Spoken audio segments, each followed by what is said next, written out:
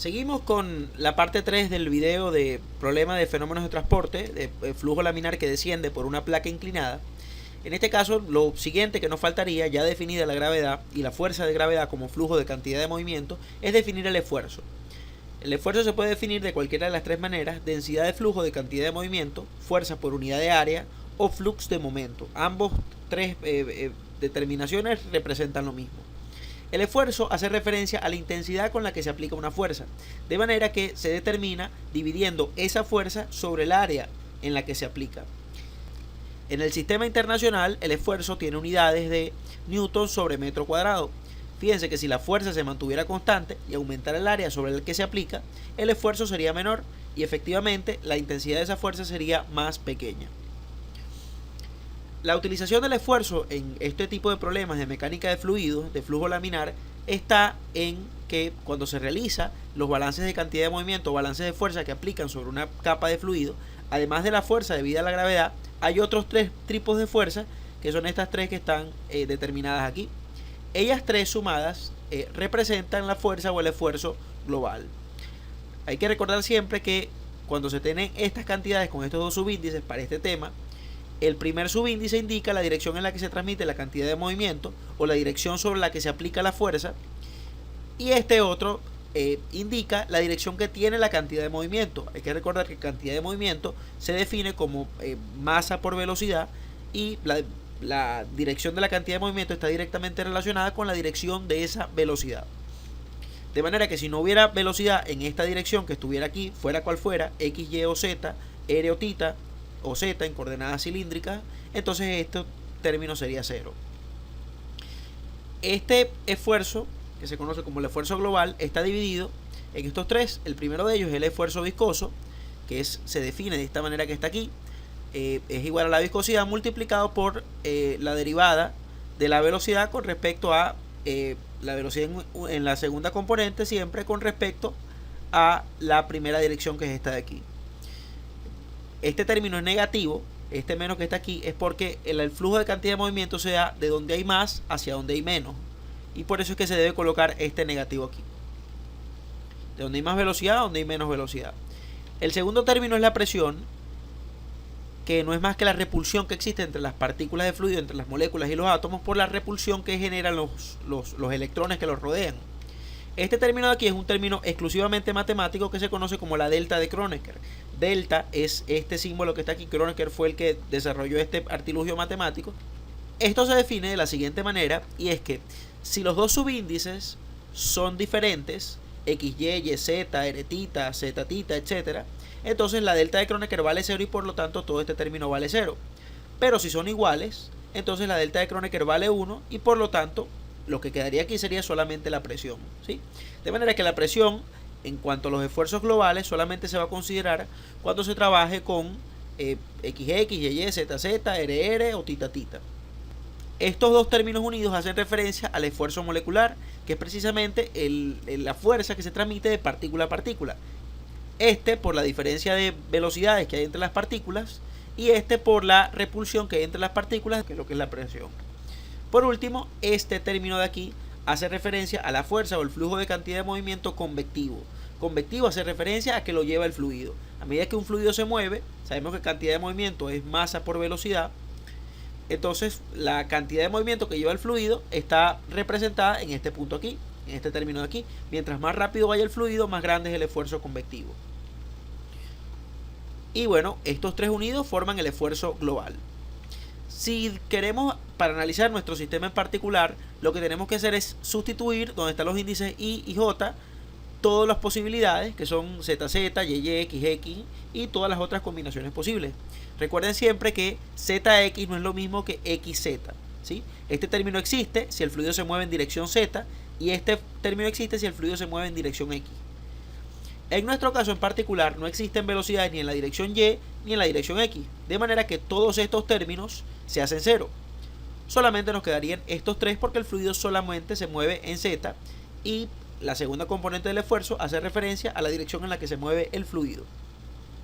Empezamos analizando el primero de ellos, ZZ, y para analizarlo lo único que tenemos que hacer es, donde están los otros términos, esfuerzo viscoso, presión y esfuerzo convectivo, sustituimos los mismos subíndices que habíamos sustituido en el esfuerzo global, Z y Z. En el primer caso, con respecto a la delta de Kronecker, tenemos que como los dos subíndices son iguales, entonces la delta de Kronecker vale 1. Por lo tanto, aquí solamente quedaría la presión. En el caso del tau ZZ, tenemos que el tau ZZ se definiría así, menos la viscosidad por la derivada de la velocidad en Z con respecto a Z. Recordemos que en una derivada hace referencia a cómo cambia esto que está aquí arriba con respecto a lo que está aquí abajo. Para que esta derivada existiera, entonces la velocidad tendría que cambiar a lo largo de Z. Para entender si eso es verdad o no es verdad, vamos a hacer el siguiente análisis. Estamos partiendo de un estado estacionario, de manera que toda la masa que entra en el sistema es igual a toda la masa que sale. Para explicar eso desde el punto de vista del dibujo, sería decir que si por aquí entran 5 kilos cada segundo, entonces por aquí también tienen que salir 5 kilos cada segundo. Tiene que ser así al ser un estado estacionario, porque si no, la cantidad que hay aquí adentro empezaría a aumentar o a disminuir. Lo cual no es cierto, porque estamos partiendo de un estado estacionario. Entonces, según eso, el flujo másico de entrada es igual al flujo másico de salida. Pero sabemos también que el flujo másico es igual a caudal por densidad. Caudal es volumen sobre tiempo y densidad es masa sobre volumen. Multiplicando esto por esto se cancela el volumen con el volumen y queda masa sobre tiempo, que es precisamente flujo másico. Si sustituimos donde está flujo másico de entrada, caudal de entrada por densidad de entrada, y donde está flujo másico de salida, caudal de salida por densidad de salida, obtendríamos lo siguiente. Pero ¿qué sucede? Que la densidad del fluido aquí y la densidad del fluido aquí son iguales. ¿Por qué son iguales? Bueno, porque como el fluido es incompresible, es decir, que aunque hubieran diferencias de presiones, no cambiaría la densidad, y además es isotérmico, es decir, que todo esto a lo largo de todo el fluido es la misma temperatura, igual de caliente o igual de frío, por lo tanto el fluido no se contrae ni se expande en ningún punto. De manera que la densidad aquí es la misma densidad aquí. Por esto, al ser el sistema isotérmico y el fluido incompresible, la densidad en la entrada es igual a la densidad en la salida, y por lo tanto estos dos términos se cancelan. Nos queda entonces que el caudal de entrada es igual al caudal de salida. Esto es muy importante porque en todos los problemas de fenómenos de transporte de cantidad de movimiento, en todo el tema de fenómenos de transporte 1 de la Universidad de Oriente, el caudal en la entrada es igual al caudal de la salida, porque siempre se considera que la densidad es constante, ¿sí? Es muy difícil un problema que no aparezca que esto sea cierto. Por último, tenemos que el caudal es igual a la velocidad promedio multiplicada por el área transversal. El área transversal es el área que atraviesa el fluido, que en este caso sería esta que está aquí, y el área transversal en la salida sería esta que está aquí. Y la velocidad promedio es, sabemos que como habíamos dicho antes, no todo el fluido se mueve a la misma velocidad, sino que esto va más lento y estas capas de aquí afuera van más rápido, más lento y más rápido, pero la velocidad promedio será una velocidad representativa de todo el fluido. Si multiplicamos la velocidad promedio, que es metros sobre segundo, por el área transversal, que es metro cuadrado, obtenemos metros cúbicos sobre segundo, o lo que es lo mismo, volumen sobre tiempo, para obtener caudal, ¿no?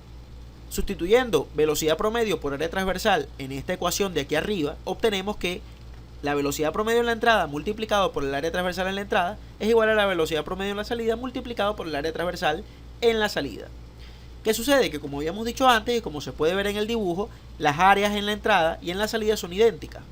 Por lo tanto, al ser idénticas, se cancelan aquí y nos queda que la velocidad promedio en la entrada es igual a la velocidad promedio en la salida.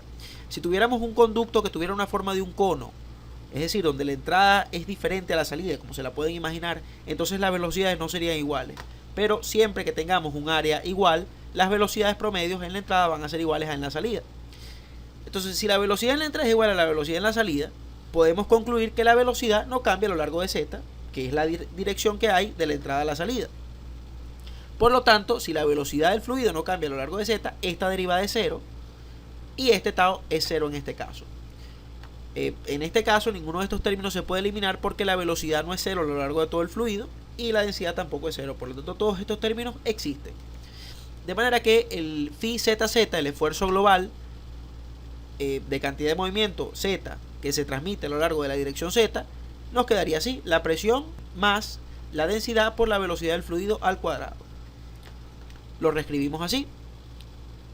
Entonces, donde teníamos el phi ZZ, nos quedaría este resultado de aquí. Continuamos con el phi YZ. Realizamos el mismo procedimiento sustituyendo donde estaban los subíndices I y J, sustituimos Y y Z. Nos quedaría entonces, primero que nada, que en este caso de aquí, este término del esfuerzo convectivo se hace cero porque no existe velocidad en la dirección Y. Y aquí es el eje verde, Z es el rojo y X es el azul. Nada del fluido se mueve en esta dirección. Todo se mueve hacia acá, es decir, en dirección Z. Nada se mueve en X y nada se mueve en Y. Por lo tanto, tanto la velocidad en Y como la velocidad en X son cero. De manera que todo este término se hace cero en este caso en particular. En el segundo caso, para evaluar la presión, tenemos que la delta de Kronecker, los dos subíndices en este caso son distintos, por lo tanto también este término se hace cero. Y por último, para entender el tau, tendríamos que desglosarlo de la siguiente manera. El tau YZ es igual a la derivada de la velocidad en Z con respecto a la dirección Y. Si nos imaginamos este fluido, sabemos que sí hay velocidad en Z, pero recuerden que la dirección en Y es esta. Para saber si esa derivada es o no es cero, entonces tendríamos que ver si la velocidad del fluido cambia en este sentido, en la dirección Y. ¿Qué sucede? Recuerden que las paredes estas que están aquí, ¿no? Si esto tuviera algún tipo de pared aquí, les habíamos dicho anteriormente que este problema se estudia en capas muy finitas, por lo tanto se asume que estos efectos laterales son despreciables con respecto a los efectos que genera toda esta capa de aquí arriba, ¿sí? Por lo tanto podemos asumir que la velocidad del fluido solo cambia en la dirección X, que es esta de aquí, y no cambia en la dirección Y. Si la velocidad del fluido no cambia en la dirección Y, entonces esta derivada se hace cero y por lo tanto este término también es cero. Siendo así, entonces todos los términos del phi YZ, es decir, del esfuerzo global YZ, son cero. Por último, nos quedaría analizar el phi XZ. Para analizar este término, primero que nada, por lo mismo que habíamos dicho anteriormente, no hay velocidad en la dirección X, por lo tanto todo esto es cero. Aquí los dos subíndices de la delta de Kronecker son distintos, X y Z, por lo tanto esto es cero. Y por último, para entender si este término se hace o no se hace cero, tenemos que desglosarlo así. El tau XZ es igual a menos la viscosidad por la derivada de la velocidad en Z con respecto a X. Recuerden siempre que el tau es la derivada de la velocidad en la segunda componente con respecto a la primera componente. Siempre es así. Para entender si este término se hace cero o no se hace cero, lo que tenemos que hacer es ver si la velocidad del fluido, que solamente es en Z, cambia a lo largo del eje X. Y efectivamente, si lo vemos aquí, el eje X es esto. Y recordemos que a medida que nos movemos en X, nos acercamos y nos alejamos a esta superficie sólida que está aquí abajo. Por lo tanto, la velocidad del fluido sí cambia. Como la velocidad del fluido cambia a lo largo de X, entonces esta derivada no es cero y este tau se mantiene, este término. De manera que el phi XZ es igual al tau XZ. Sustituimos el último término que nos quedaba aquí y obtenemos esto al final, ¿sí? Todas las posibles combinaciones del esfuerzo global phi se reduce a estos tres términos. Este término de aquí, que es el esfuerzo convectivo, el esfuerzo de presión y el tau. ¿Qué sucede? Que como estamos haciendo un balance de cantidad de movimiento, o lo que es lo mismo, un balance de fuerza, para realizar el balance tenemos que multiplicar cada uno de estos esfuerzos por algún área, que las áreas son precisamente, si multiplicamos fuerza entre área por área, nos va a quedar solamente fuerza. Para desglosar las áreas hay una herramienta que es muy fácil para visualizarla siempre y muy útil, y es que si desglosamos el volumen de control, fíjense que precisamente las tres componentes del volumen de control, las tres dimensiones, las tres longitudes, corresponden a los tres ejes, ¿no? Y, la dimensión W está a lo largo de Y, L está a lo largo de Z y delta X está a lo largo de precisamente X. Por supuesto, siempre va a ser a lo largo del delta de lo que sea. De manera que tenemos tres dimensiones. El área de roce estaría con los ejes Y y Z, estaría conformada por el eje W y L. El área de roce sería precisamente W es este ancho y L es esta longitud. De manera que el área de roce sería esta que está aquí, esta que podemos ver aquí. ¿Sí? Esa punteada que se vio ahí, ese es el área de roce. Y por supuesto siempre cada área se va a multiplicar por el esfuerzo de la primera componente. Si el esfuerzo tiene como primera componente X, se va a multiplicar por el área compuesta por las otras dos, ¿no? En este caso Y y Z, que son W y L. No lo vamos a multiplicar por Y y Z, sino por las dos dimensiones.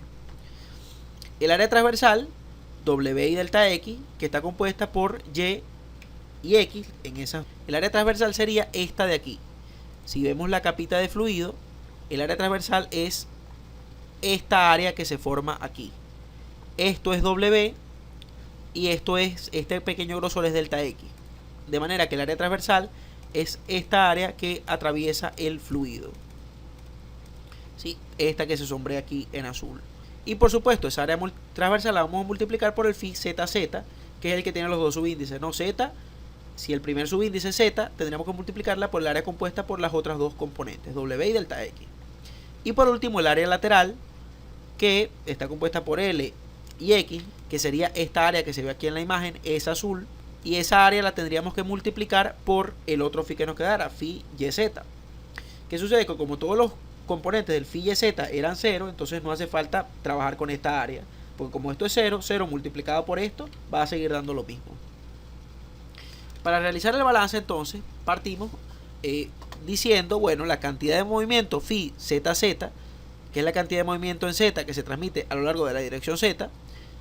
Siempre para ver dónde lo vamos a evaluar tenemos que ver el primer componente. En la dirección Z el fluido va, o el volumen de control que estamos estudiando, que es esta capita de fluido, va desde Z igual 0, que es este punto de aquí, toda esta superficie que está aquí, hasta Z igual L, que es esto que está aquí. De manera que al estar acotado el fluido en esa dirección, la cantidad de movimiento entra en la dirección Z igual 0 y sale en la dirección Z igual L. Estos ambos hay que multiplicarlos por la misma área, que es W y delta X, ¿no? Que es las otras que nos faltaban, Y y X, ¿sí? Esto sería Z. Para buscar el phi XZ tenemos que evaluarlo en la dirección X. Recordemos siempre que la dirección X hace referencia a cualquier capita desde aquí hasta aquí. De manera que la cantidad de movimiento entraría por este punto de aquí, que es todo este punto que se ve aquí, toda esta superficie. Y esta superficie no es un valor fijo, como si lo era en la dirección Z, sino que es un valor variable, X. ¿Por qué X? Bueno, porque puede ser cualquier capita. Lo que sí es cierto es que si este grosor es delta X, entra por X y sale por X más delta X. De manera que la cantidad de movimiento entra en la dirección X y sale en la dirección X más delta X. Esto siempre se coloca así. Si el grosor del fluido, de la capita de fluido que estamos estudiando, fuera delta Y, entonces sería X entra en Y y sale en Y más delta Y. Si fuera R, sería phi entrará en R y saldría en R más delta R, etc. Y por supuesto, a ellos hay que multiplicarlos por el área que les corresponde, precisamente. Finalmente, recordemos que el phi YZ no hay que colocarlo porque todos los términos son 0.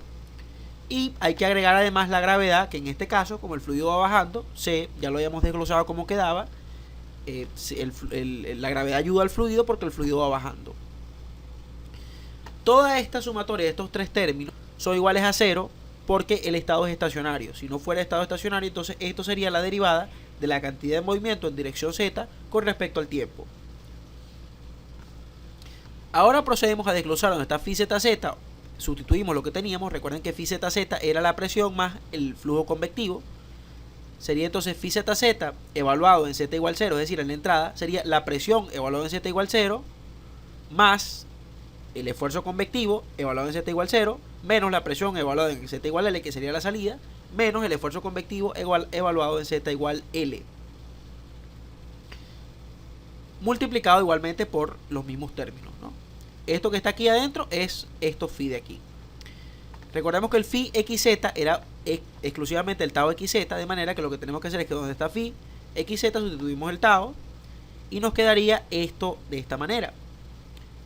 Y la gravedad queda idéntica, ¿no? Bien, ¿qué sucede?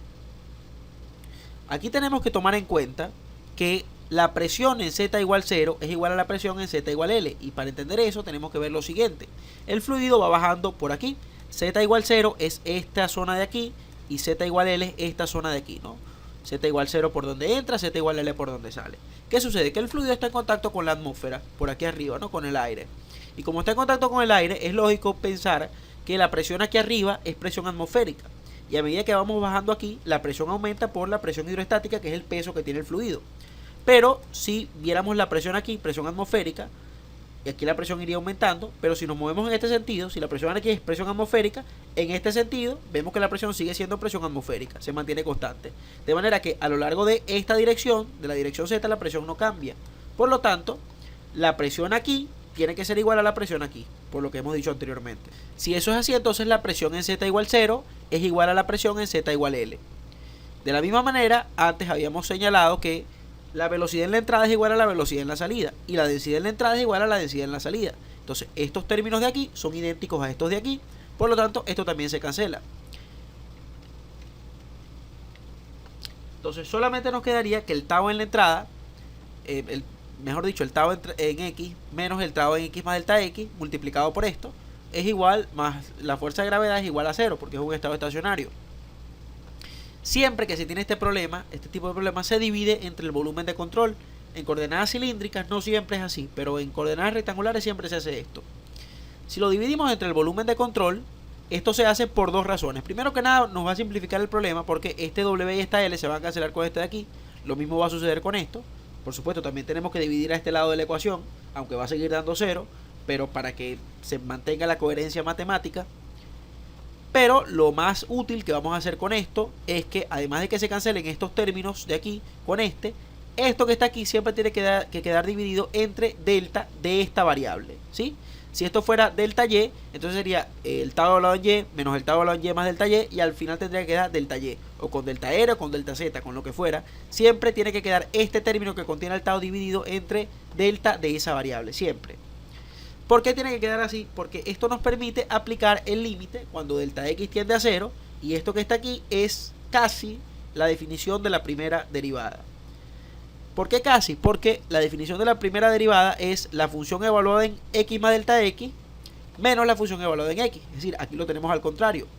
Pero si aquí sacamos un factor común menos, nos quedaría así. Recuerden que si multiplicamos esto, este menos lo multiplicamos por este término y por este término, nos quedaría exactamente lo mismo que está aquí arriba. Y esto que está aquí ahora sí es la definición de la derivada. La función, que en este caso es el tau, lo que en matemáticas 1 era y, aquí es el tau como función de x, evaluado en x más delta x menos la función evaluada en x dividido entre delta x. De manera que esto que está aquí adentro se convierte en la derivada. Pero como tenemos este negativo aquí, esa derivada va a quedar negativa. Nos quedaría así. La derivada de la función que es el tau con respecto a x es igual más la densidad por la gravedad por el seno de tita, que es el ángulo con el piso, es igual a 0. Aquí lo que hacemos es que separamos variables, pasamos el tau para allá, luego pasamos este diferencial multiplicando y nos quedaría este término, el cual integramos de manera indefinida. Si integramos de manera indefinida, nos quedaría esto. Sencillamente, si integramos de manera indefinida, lo que tenemos que ver es que todos estos términos que están aquí son constantes, porque ni la densidad ni la gravedad, que siempre es 9,8, ni el seno del ángulo cambia a lo largo de x. Por lo tanto, tenemos la integral del diferencial de x. Esto es x, y esta es la integral del diferencial de tau, por lo tanto es tau.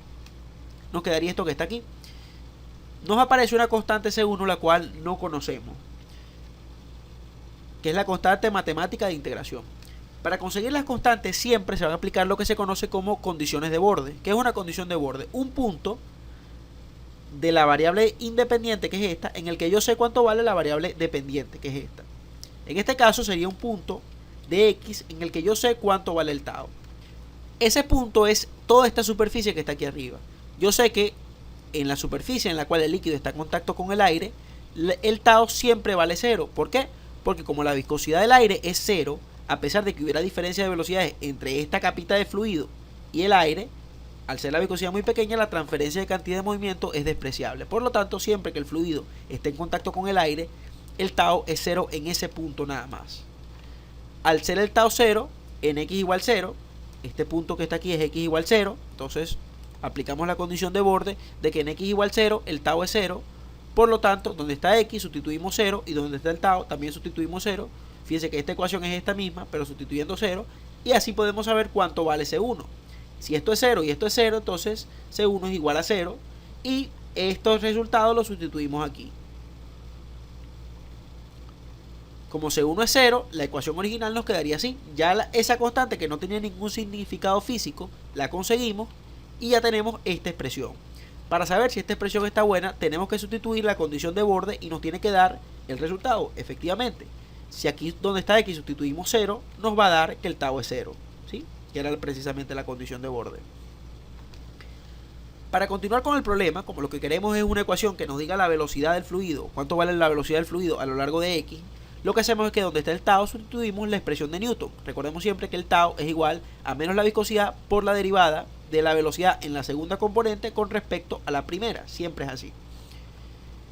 Donde está el tau sustituimos esta derivada y copiamos lo mismo que teníamos anteriormente y nos queda lo siguiente. Aquí pasamos este diferencial para acá multiplicando, la viscosidad dividiendo, y este negativo multiplicamos por menos en ambos lados para que nos quede así, y nos queda este término de aquí. Este término lo podemos integrar. Recordemos que todo esto que está aquí, incluyendo la viscosidad, no depende de x, por lo tanto puede salir de la integral. Tendremos entonces que es la integral de x por el diferencial de x.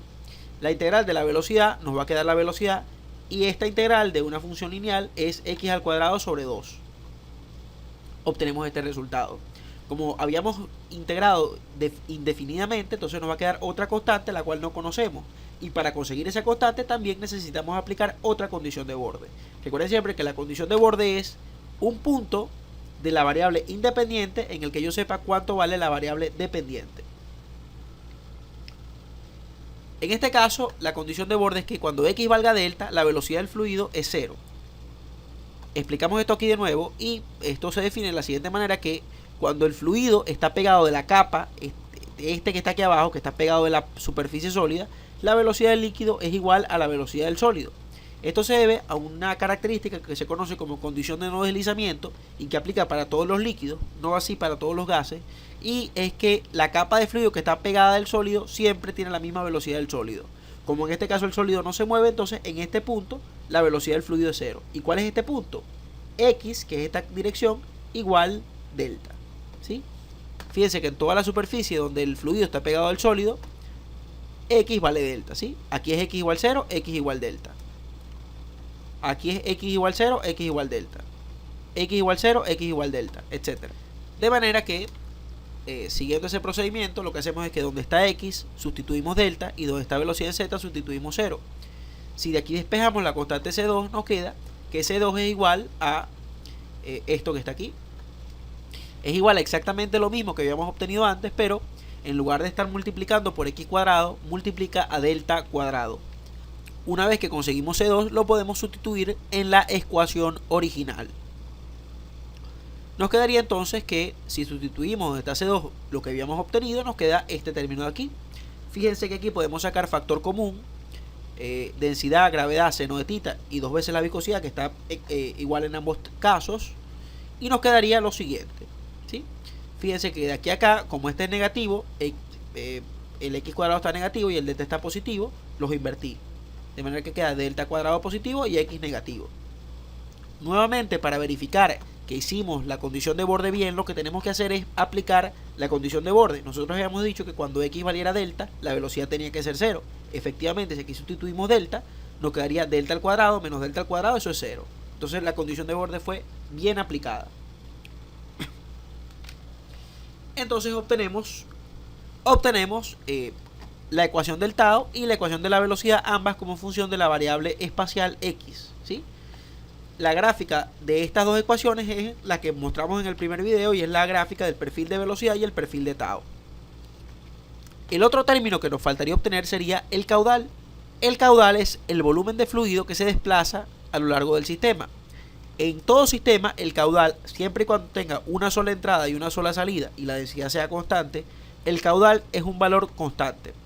De manera que el flujo que está entrando por aquí tiene que ser igual al flujo que está saliendo por aquí. No depende de esta dirección.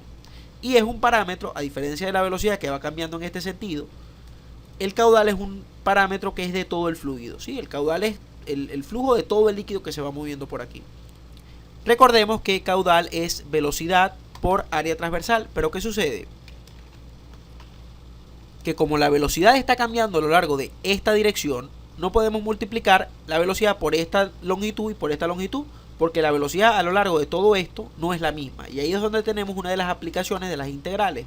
Para obtener el caudal, entonces tenemos que colocar la velocidad como función de y y como función de x, e integrarla a lo largo de la magnitud en y y la magnitud en x. ¿Qué sucede? Que en y nos interesa la velocidad. El fluido va desde 0 hasta w. 0 sería este punto de aquí y w sería este punto de aquí. Y en x va desde 0 hasta delta, ¿sí? Son los límites globales del fluido. Por lo tanto, vamos a integrar con respecto a la dirección y desde 0 a w y con respecto a la dirección x desde 0 a delta. Sustituimos la velocidad en z con la ecuación que habíamos obtenido anteriormente y fíjense que la velocidad en z solamente depende de x, no depende de y. Por lo tanto, esta primera integral la podemos hacer sin necesidad de tomar en cuenta todo esto, ¿sí? Esto puede salir de la integral y nos quedaría que la integral es sencillamente, aquí nos quedaría y evaluado de 0 a w, sería w menos 0, por lo tanto sería la resolución de la primera integral sería esto que está aquí. Para resolver esta segunda integral sí tenemos que tomar en cuenta la ecuación, porque la ecuación sí es función de x, de la variable x. Para integrar esto tenemos que es una constante que está en una sumatoria con la variable elevada al cuadrado, y la integral de esto es una constante por el diferencial de x, sería delta cuadrado por x, que es la resolución de la integral, y esto, la integral de x al cuadrado es x al cubo sobre 3, quedaría así. Y esta ecuación se evalúa de 0 a delta. ¿Qué vamos a hacer? Donde está x sustituimos delta y a eso le restamos la sustitución de 0. Cuando sustituyamos delta aquí nos va a quedar delta por delta al cuadrado, lo que es lo mismo delta al cubo, y cuando sustituyamos delta aquí nos va a quedar delta al cubo. Obviamente cuando sustituyamos 0 en ambos casos todo va a dar 0, por lo tanto no hay que hacerlo. Si resolvemos eso matemáticamente obtenemos esta ecuación que es la expresión del caudal. Fíjense una cosa bien interesante, ninguna de estas tres expresiones incluye la longitud de este conducto, es decir que si esta longitud fuera 100 metros o 1.000.000 de metros, eso no modificaría el movimiento del fluido. Por lo tanto ya nos quedan las tres expresiones, tau es fuerza sobre área, velocidad es distancia sobre tiempo y Q es caudal o volumen sobre tiempo, ¿sí? El volumen que se mueve de fluido cada segundo, que entra y que sale, es el mismo en este caso. Por último, para obtener el flujo másico, tenemos que multiplicar el caudal por la densidad. Si ya tenemos la expresión de caudal, lo que tenemos que hacer es multiplicarle a esto la densidad. Si esto es volumen sobre tiempo y multiplicamos por densidad, que es masa sobre volumen, se nos cancelan los volúmenes y queda masa sobre tiempo. Flujo másico, ¿sí? Quedaría así, masa sobre tiempo. El último término que nos interesa es la velocidad promedio, que como habíamos dicho es la velocidad representativa de todo el fluido, que no es la misma para cada partícula, pero esta sería una representación de qué tan rápido va el fluido de manera global. El área transversal sería toda esta área de aquí, ¿sí? No el área de una capita de fluido, sino de todo el fluido.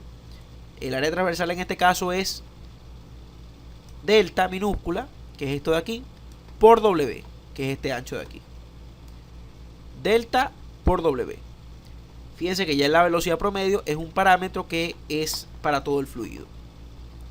Otro parámetro importante sería la fuerza de fricción que ejerce el fluido sobre la placa sólida.